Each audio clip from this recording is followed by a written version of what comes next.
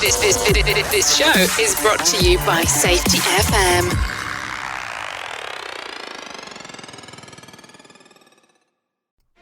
When you think about the ancient title of knight, what do you think of? Someone who is honorable, brave, helpful, and chivalrous. Many of those old orders still exist, and they help people unify and develop leaders in the community.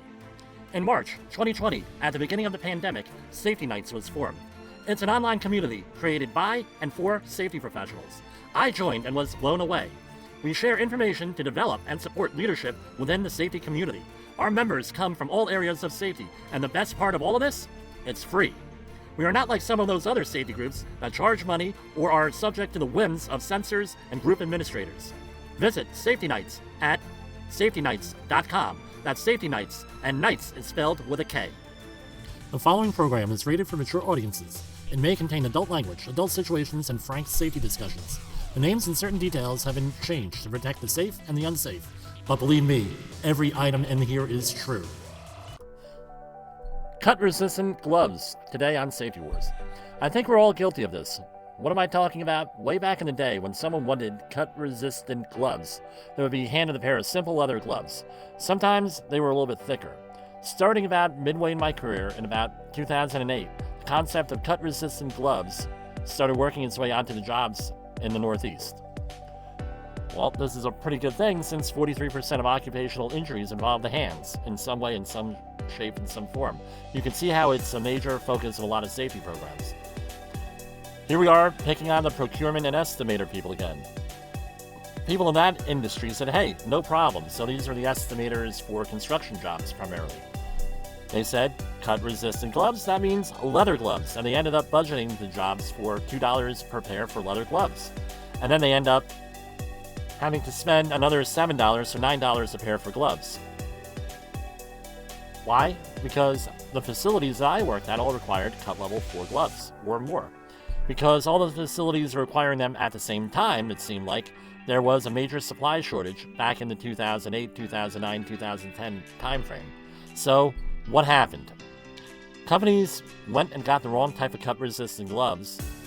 I mean, they were paying astronomical prices for gloves, and it ended up blowing budgets and things of that nature.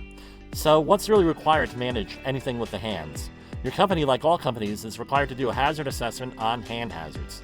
Apply the hierarchy of controls, that means to eliminate the hazard, then try to substitute the more dangerous hazard, that means reducing the risk to the hands overall, then going on and engineering the situation out, and then trying some type of an administrative hazard, and then only then require PPE, meaning, in this case, a pair of gloves. Before we get to cut-resistant gloves, we need to ask, what is causing the cut hazard, and can it be eliminated before we require anything else? It might be cheaper to eliminate the hazard in the long term, especially if you're in a manufacturing environment versus a construction environment. Some of the ways you can eliminate a hand hazard, a cut hazard, is rather than have everyone carry knives, maybe something else would be better, like a pair of shears, a pair of snips, wire cutters, anything else that you might need a knife for. If a knife is required, can we use one with a ceramic blade? A little bit of a safer knife with a self-retracting blade on it, right, spring-loaded. Has the person doing the assessment taken the time to do their job? Are they just looking in a catalog? Do they know about what the job is? Knowing about a job doesn't necessarily mean reading about it in a book, but actually going out, being the sharp end of the stick, going out and checking out the job. And are they actually empowered to make a decision?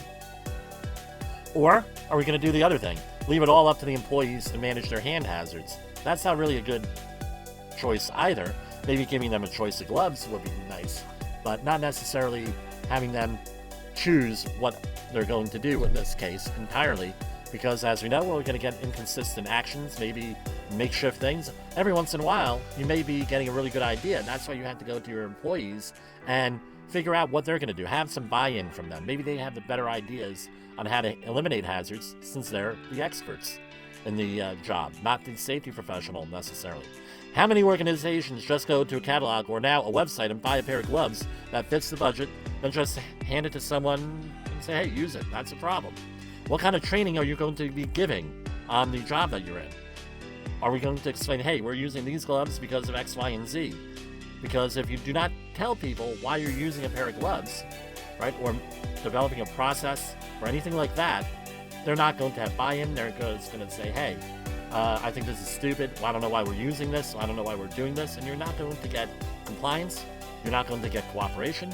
You're not going to have a very positive working environment, which is going to lead to further injuries and risks. So what is a cut-resistant glove? Cut-resistant gloves are gloves that have been subject to some type of testing. In America, we have what is called the North American System, or the American National Standards Institute, ANSI, ANSI, and it has 9 different cut levels of gloves. And we're talking about knitted gloves here, not any other types. So what's cut resistant a factor of? Some type of cut resistance. It depends on the strength of the yarn, the hardness of the yarn, meaning how hard it is. Are we talking about a stainless steel yarn versus something softer? The lubricity, which means how slippery the yarn is. Is it slick? So a blade or a sharp surface can just glide over the surface. Does it have some type of a rolling action? So are the yarns allowed to roll over each other and bunch up? That also adds to the cut resistance of the gloves. There are various materials for knitted gloves that are cut resistant, anywhere from Kevlar to Dyneema. In my experience, mostly construction environmental cleanups, Nancy cut level A4 or higher is used in most applications because construction can be very unpredictable and changing. So an A1 to an A3 that's a cut level A1 to A3 is usually used for some type of incidental hazard. But make sure you evaluate your own situation and make the correct decision for you. And let's not forget, get the right size of gloves. Are the gloves comfortable? And I hate to say this, are they cool looking gloves? Because if they're not cool looking, guess what? You're going to have fewer people going and using them. The other thing is this. A lot of manufacturing facilities and warehouses I go into have vending machines for gloves. So there's no excuse for an employee not to be able to get a pair of gloves, and there's no excuse for the company not to be able to track the gloves, since an employee would have an account with the vendor and get all different types of PPE from gloves, the safety glasses, hearing protection, what have you. So making the wrong decision will cost your employees an injury, sometimes real serious, right? Remember, 43% of injuries are in the hands. In my experience, organizations that have done a proper assessment and used a hierarchy of controls in mitigating the hazards have completely eliminated hand injuries. It's like a thing of the past.